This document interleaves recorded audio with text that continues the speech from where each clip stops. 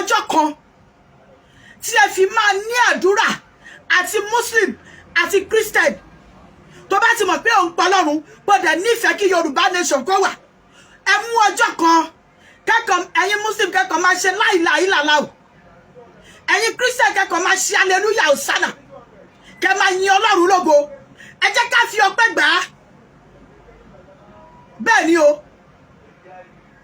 ẹ jẹ́ ká fi ọpẹ́ ẹ jẹ́ ká fi gbà á nǹkan tó bá mọ̀ wípé o lè ṣe ká fi gbà ẹ jẹ́ ká ṣe gbogbo ọmọ sẹ̀lẹ̀ tó bá nífẹ̀ẹ́ sí Yorùbá nation ẹ bá mi fi cross ṣọpẹ́ ní church yìí kí ohun tá à ń retí yìí kó lè tètè tẹ̀ wá lọ́wọ́ nítorí pé nǹkan tí ènìyàn bá ti mọ̀ ó yàtọ̀ sẹ́lẹ̀ tí ènìyàn ò tí mọ̀ o eléyìí báyìí á ti mọ̀ ẹ jẹ́ ká ṣiṣẹ́ lórí ẹ̀ ẹni tó bá létí kó gbọ́ ohun tí ẹ̀mí sọ fún ìjọ àti rán mi náà mo dẹ̀ ti sọ o torí pé iṣẹ́ tá a bá rán ikọ̀ kò kí ń pa ikọ̀ lórúkọ bàbá ọmọ àti ẹ̀mí mímọ́ ibi tọ́lọ́run mú wa lọ kò ní ní ìtàjẹ̀ sílẹ̀ kò ní ní wàhálà kò ní ní ìdààmú igi ọ̀pẹ àtẹríba ni o ẹ ṣe jẹ́jẹ́ igi ọ̀pẹ ògo o kò gọ̀ rárá ó mọ̀ wípé ìjì lè gbà tọwọ́ òun dànù kóun má lè dìde mọ́ àtẹríba fún ìjì tí ìjì bá lọ tán igi ọ̀pẹ á dìde.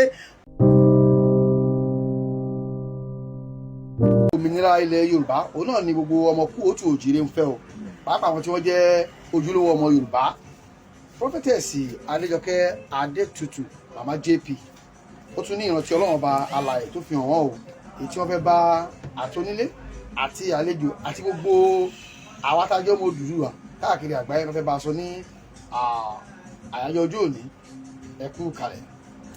hallelujah ògo ni fọ́lọ́run lókè ọ̀run ohun tí mo mọ̀ tó dá mi lójú ni wípé lẹ́yìn òkùnkùn biribiri ìmọ́lẹ̀ máa tàn on the 16th of October 2022 bẹ́ẹ̀ni ọjọ́ kẹrìndínlógún oṣù kẹwàá 2022 mo rí revelation yìí ní agogo 3 òru mo rí aṣọ funfun projector tán máa ń lò yẹn mo rí clearly nínú aṣọ funfun yẹn mo wá rí bí ìgbà tó ń show film fún mi nínú aṣọ funfun yẹn mo rí ọ̀pẹ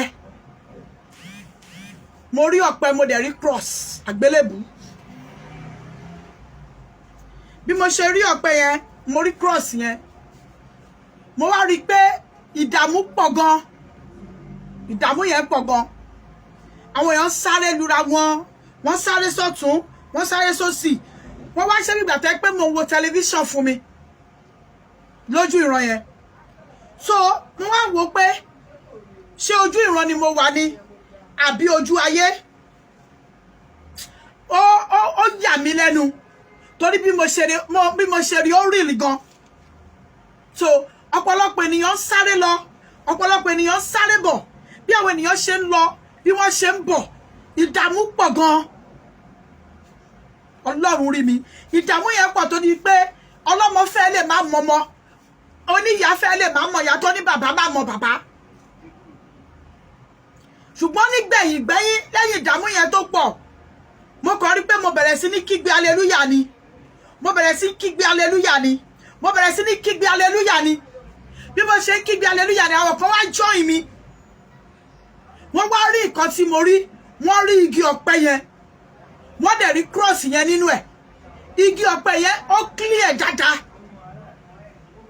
ó ní àwọ̀ bí igi ọ̀pẹ ó dẹ̀ ga bẹ́ẹ̀ nínú projector yẹn ni mo ti ń wò ó wọ́n kálẹ́lúyà bí mo ṣe ń kálẹ́lúyà yẹn so àwọn tí wọ́n ń bọ̀ fọwọ́fẹ́ bá mi kí aleluya yẹn àwọn yẹn ni mo rí inú mi wá dùn pé torí pé ọ̀pọ̀lọpọ̀ ènìyàn tó wà ń bẹ̀ tí wọ́n ń ta ọfà yẹn wọn ò gbọ́ èdè mi ṣùgbọ́n àwọn tí wọ́n ń bọ̀ tí wọ́n fẹ́ wá bá mi celebrate yẹn wọ́n gbọ́ language ẹnu mi so ni wọ́n á dùn pé àwọn elédè mi lélẹ́yìí tí wọ́n ń bọ̀ pé wọ́n máa rí nǹkan tí mo rí so bí wọ́n ṣe débẹ̀ àjọ wá rí igi ọ̀pẹ yẹn àjọ wá ń jubilate ṣùgbọ́n ọmọ ìyá mi má jẹ́ ìtàn ẹ̀jẹ̀ sùn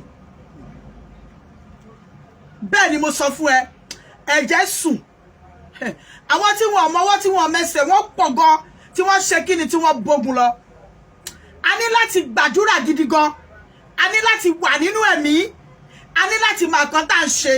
Mo sọ fún ẹ lẹ́ni again wípé Ọlọ́run máa gba Yorùbá nation, ṣùgbọ́n ó máa lágbára, ẹni orí yóò jílé ni o. Bí mo ṣe ń sọ lọ, mo wá bèrè wípé ẹ̀mí mímọ́ o, kí ni ìtumọ̀ eléyìí? Ẹ̀mí mímọ́ wá sọ fún mi, ṣé mo mọ̀ wípé àgbélébù ó jẹ́ igi ìbànújẹ́ fún Jésù, ó jẹ́ igi oró, ó jẹ́ igi wàhálà, ó jẹ́ igi ìdààmú, ṣùgbọ́n ìgbẹ̀yìn ẹ̀ ń kọ́ adùn ló wà níbẹ̀.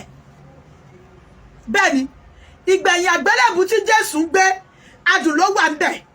Mo ní orí ọ̀fẹ́ láti lọ Jerusalem, mo rí ibi tí wọ́n ti na Jésù pẹ̀lú àgbélébù lọ́wọ́ lọ síbi tí wọ́n ti crucify ẹ̀ tó ti kọ́ mọ́ àgbélébù.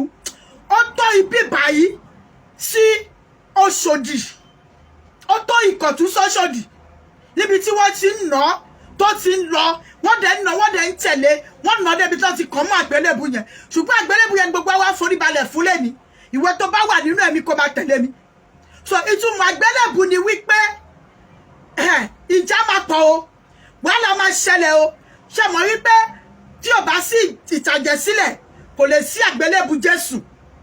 Ìtàjẹ̀sílẹ̀ yẹn máa wà, ṣùgbọ́n Ọlọ́run máa wá lu avenue àgbélébù yẹn gẹ́gẹ́ bí ohun èlò ògo fún wa.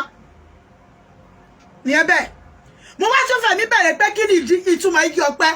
Ẹ̀mí mímọ́ sọ fún mi wípé igi ọ̀pẹ pẹ́kọ́rin kó ṣe, tí Yorùbá nation bá dé ó máa pẹ́kọ́rin kó ṣe, no controversy, ó dẹ̀ máa dúró. Ṣọ̀bọ̀ pé tí gbogbo igi bá mì lóko, tí ìjì bá ń jà, tí igi ọsàn bá ń datọwọ́ ẹ̀ sílẹ̀, tí ìjì bá ń jà, tí igi gẹdú bá wọ́, tí gbogbo igi bá ń tẹríba fún ìjì, igi ọ̀pẹ máa bow down.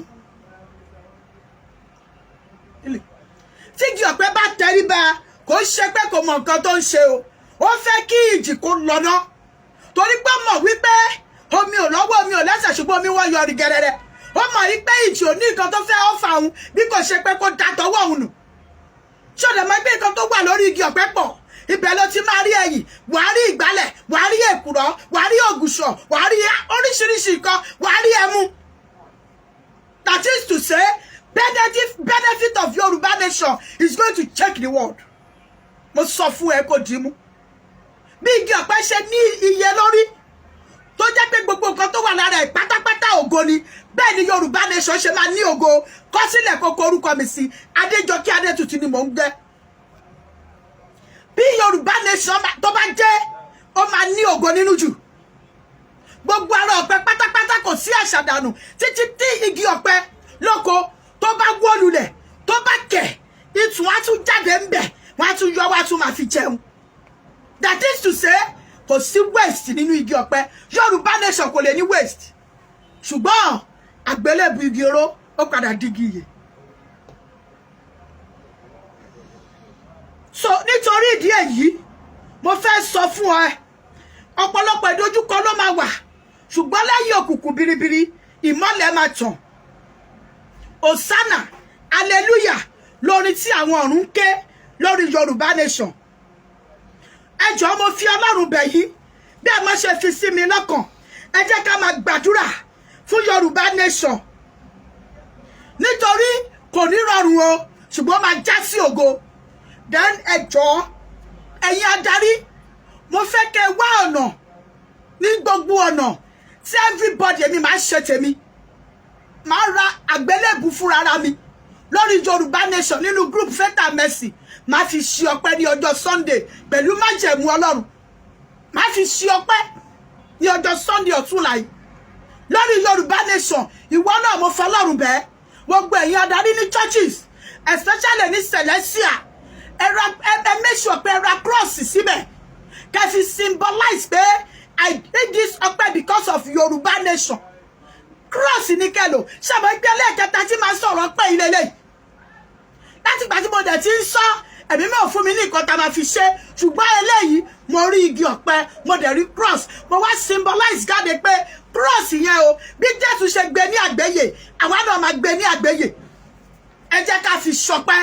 Tó bá nífẹ̀ẹ́ Yorùbá lóòótọ́, fi àgbélébù ṣọpẹ́ ní church yẹn, kí Yorùbá nation kó lè ṣe kíni, kó lè tètè wá sáyé, kó lè wá sí ìmúṣẹ, ká lè rí ògo níbẹ̀, then ká lè máa gbàdúrà kí ìtàjẹ̀sílẹ̀ kó má pọ̀, kí Ọlọ́run bá wa dáwọ́ ibi dúró.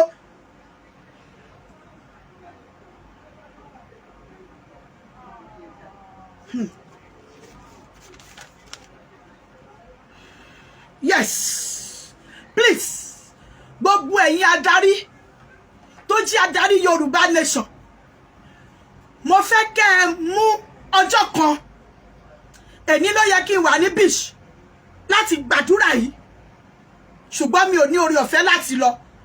Tó bá di next week màá lọ lágbára Ọlọ́run.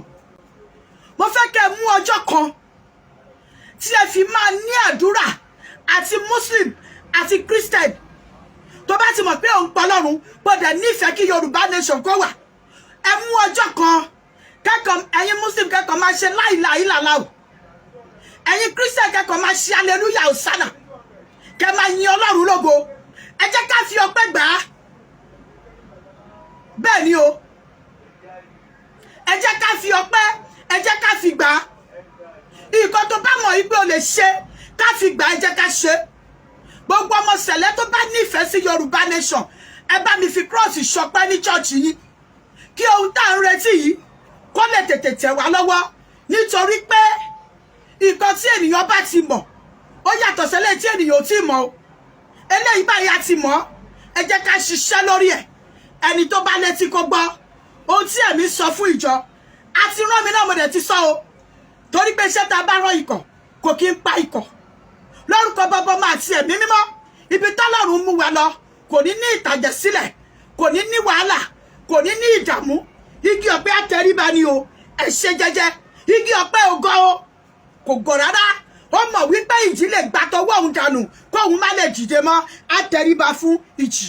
Tí ìjì bá lọ tán, igi ọ̀pẹ á dìde. Igi ọsàn tó ṣagídí, gbogbo ọmọ orí ẹ̀ máa wọ́ sílẹ̀. So mo fi Ọlọ́run bẹ́ẹ̀, fẹ̀mí bá mi rìnrìn àjò revelation tí mo rí, tó bá jẹ́ pé lóòótọ́ ló jẹ́ wòlíì tàbí pé o wà nínú ẹ̀mí, fẹ̀mí rìn pẹ̀lú mi. Wà á rí wípé nígbẹ̀yìn dídùn lọ́sàn-án máa so, rere dẹ̀ lọ́lọ́run. Lórúkọ Baba Ọmọ àti Ẹ̀mí Mímọ́, a máa dúró títí láéláé, a máa dúró títí láéláé. Ọ̀pẹ kan lè lo 1 million years láyé, ẹni tó gbin ọ̀pẹ gan ò lè jèrè ọ̀pẹ. Ẹ̀yin tẹ́ ẹ ṣe ń ṣe ó lè má jẹ́ pé ilẹ̀ máa jèrè ẹ̀, ṣùgbọ́n àwọn ọmọdọ́mọ ọmọ ọ̀pẹ ó máa jèrè ọ̀pẹ lọ ní àlàáfíà. Oníjìbá yẹn lọ láti ẹ̀mí ṣàlùfẹ́ fún àwọn Yorùbá. Ẹ ṣeun tí ẹ̀ ń tẹ́tí sí wa.